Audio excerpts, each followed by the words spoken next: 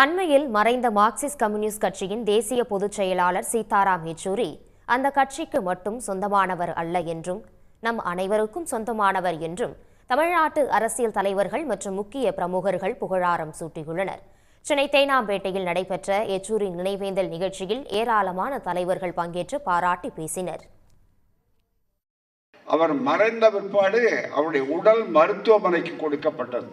இதுதான் ரொம்ப மிக முக்கியம். இங்கே ஆத்மாவுக்கு வேலையே இல்லை. அதுதான் கொள்கை ரீதியான தத்துவம். அது மட்டுமே அல்ல, அவர் அதன் மூலமாக பலர் மூலமாக வாழ்ந்து கொண்டிருக்கிறார் என்ற ஒரு அரிய பாடத்தை சொன்னார்கள். அடுத்து வருகிற நாடாளுமன்ற தேர்தலிலே அதற்கு முன்னாலே அவர்கள் இந்த திட்டங்களை எல்லாம் கொண்டு வந்து பொது சிவில் சட்டத்தையும் நிறைவேற்றிவிட்டு அவர்கள் மார்க்சிஸ்ட் கம்யூனிஸ்ட் கட்சி போன்ற பொது உடைமை இயக்கங்களுக்கு சவால் விட்டுக் கொண்டிருக்கக்கூடிய நேரத்தில் அவர்களுக்கு சொல்வேன், உடைந்து நொறுங்கிவிடும் உங்கள் திட்டம். இந்தியா என்பது ஒரு நாடு அல்ல.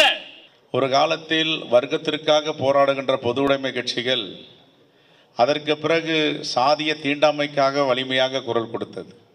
ஆனால் தோழர் சீதாராம் யெச்சூரியுடைய குரல்கள் எல்லாம் மிகவும் வலிமையானதாக சாதி ஒழிப்பை முன்னெடுக்க வேண்டும் என்பதில் அவர் குறியாக இருந்திருக்கிறார் என்பதை என்னால் பார்க்க முடிந்தது.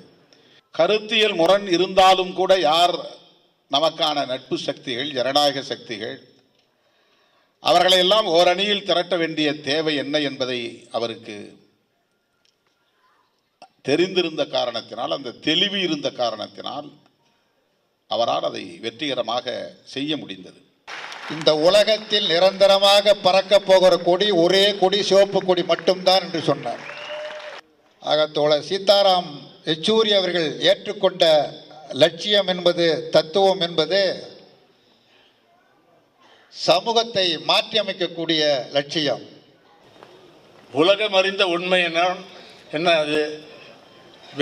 வேறு கட்சிகளுடன் நல்ல உறவு செய்வார். வேற்றுமையில் ஒற்றுமை, bringing people together, united front, common minimum program. அப்படி அந்த வார்த்தைகள் சொன்னா சீதாராம் பேர் தான் நமக்கு வரும் முதல்ல. உடனுக்குடன் செய்திகளை தெரிந்து கொள்ள சன் நியூஸ் பெல் ஐகானை கிளிக் பண்ணுங்க.